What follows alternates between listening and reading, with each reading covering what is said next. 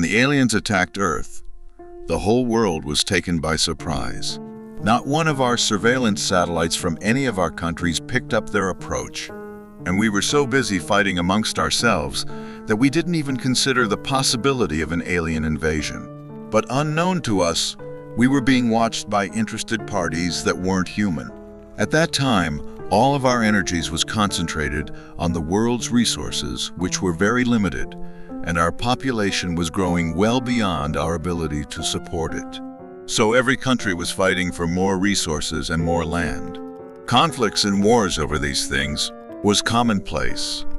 But that shouldn't come as a surprise, because resources and space to live has started almost every conflict and war in the sad history of mankind.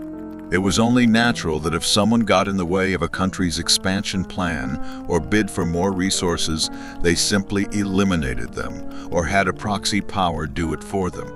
However, all of that changed on December 1st, 3031, when we realized that we weren't alone. Before the alien invasion happened, the leaders of all major powers had, in their collective wisdom, decided long ago that space travel was too expensive, so we never ventured any further than the moon, and we plundered the resources that we found there to feed the hungry consumerism of the lucky few on our planet. And unfortunately, yes, as you would expect, countries and companies fought over the moon's resources too. But not everyone wanted the moon. Some very large private companies had their sights set on another prize, and they expanded their interests as far as Mars. And those lucky few companies that made the journey successfully, well, they managed to claim all of the resources on Mars for themselves. And to maintain their hold on this new planet, they even set up small mining colonies, which was manned by men and women who couldn't wait to leave the wars and conflicts of Earth behind them. And because the Mars colonies were the farthest out from Earth when the aliens invaded us, the Mars colony was the first to fall. All human life that was on Mars was wiped out by our new adversary. But Earth knew nothing about it until it was too late. And even if we did know what was happening at that time, we didn't possess the ability to render aid to those colonies. We just weren't prepared, and we paid for it in blood. It took almost 5 years of fighting the aliens and each other before we came together as a worldwide united people. And the only reason that this happened was when a group of war-weary countries who were major powers who had united earlier at the onset of the invasion decided that the only way to defeat this new foe was with a truly united global front. This group of nations decided that they had had enough of the posturing done by some countries' leaders, and they began arresting and executing those leaders who refused to unite as a single force. This move was fully supported by the people in those countries. After that, we finally formed the United Earth Federation. Unfortunately, by then, we had lost a significant portion of our planet and population. Most of mankind was now living in North and South America, which had become a united fortress and a haven for the people of Earth. For some strange, unknown reason, our invaders apparently had a plan that was to take Europe and Africa first, and then the rest of the world. This was their first big mistake. It was evident from the onset of the invasion that the invaders didn't want to glass our planet because they wanted what we considered to be our limited resources. And they also had a need for our planet to be habitable because they wanted to populate it with their own species. They didn't use bioweapons on us because to them we humans were a valuable resource, and they wanted us as slaves or food.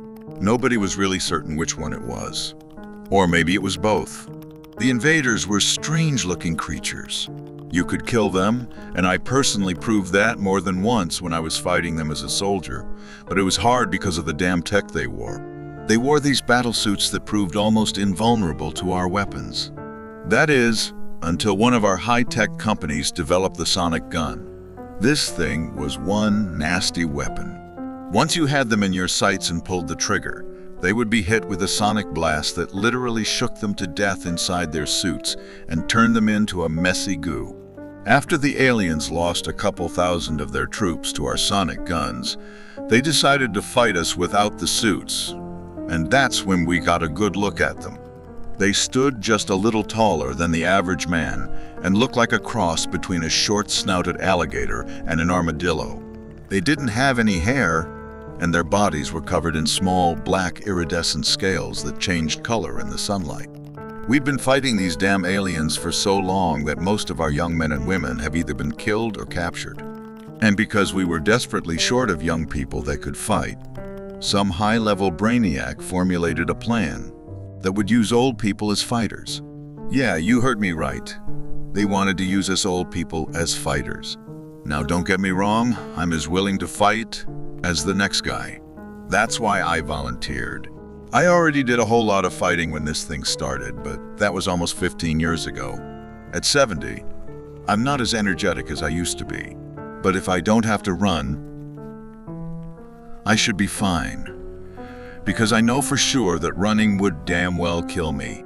So here I am, sitting in this room with a bunch of old farts like me. Some are combat vets like me, and the others. Yeah, well, I'm not sure about the others, but we're all here waiting to see what they have in store for us. Eventually, a gentleman came out and explained what was going to happen and what our part was going to be.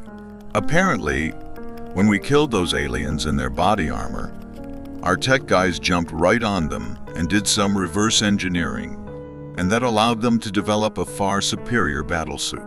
The only problem was it couldn't be used by anyone with quick reflexes because they would literally tear themselves apart.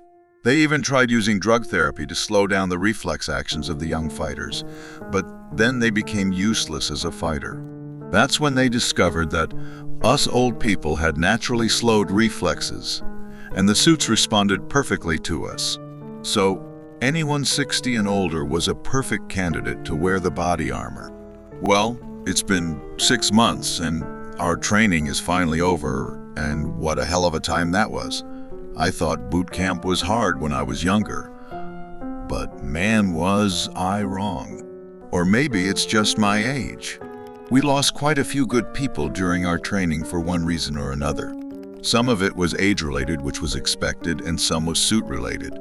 We all knew that this was going to be dangerous, but most of us didn't care about the danger. And I would imagine that's due largely to the fact that a lot of us didn't have any family to care for any longer. Most of our loved ones were dead either from age or the war. But, as I was saying, most of us survived. And now, we're gearing up for our first battle. The plan is simple. They're going to drop us in England, and then it's off to Europe. We know that these suits can do a lot of damage, and we're going to prove it. They're pretty much impervious to whatever the enemy throws at us. The only way to stop one of these babies is with a direct hit from either artillery or aerial bombardment. And we can move so damn fast that they don't have time to zero in on us. And best of all, I can actually run without fear of dying. The battlesuit weighs approximately 1.5 tons when fully loaded and stands about 15 feet high. It's equipped with a laser and a sonic gun and has a rack of mini-rockets that have enough firepower to take down a 5-story building. The pilot of the battle armor is fully encased in their machine, and they have a Neuralink brain implant that allows the battlesuit to mimic their movements perfectly. That's a layman's overview, but I guess you get the general idea. This thing is one badass piece of equipment. Today we encountered an entire battalion of aliens located in London. And our job was to root them out and make it safe for what was left of the populace to move back in and begin restorations. There were only 12 of us in battlesuits, but that proved to be more than enough to decimate the opposition. The aliens were caught by surprise, and they didn't stand a chance against our concentrated laser fire and sonic guns. These weapons proved to be as effective and deadly as they were meant to be. It was nasty block-by-block fighting, and not many buildings were left standing when we were finished. Our primary objective was to locate the enemy and then sweep the area in groups of 3, pushing the invaders to the outskirts of the city, using our lasers and sonic guns. When we had them on the outskirts of a city and in the open, we pounded them with our rockets. Not many survived our deadly assault. And the only damage we suffered was when one of our units fell through an apartment building floor and landed 2 stories down, breaking a gyro.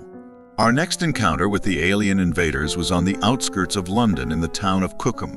They now knew about our battle suits, but that knowledge didn't help them. As a matter of fact, I'm pretty sure that knowing what was coming scared them even more.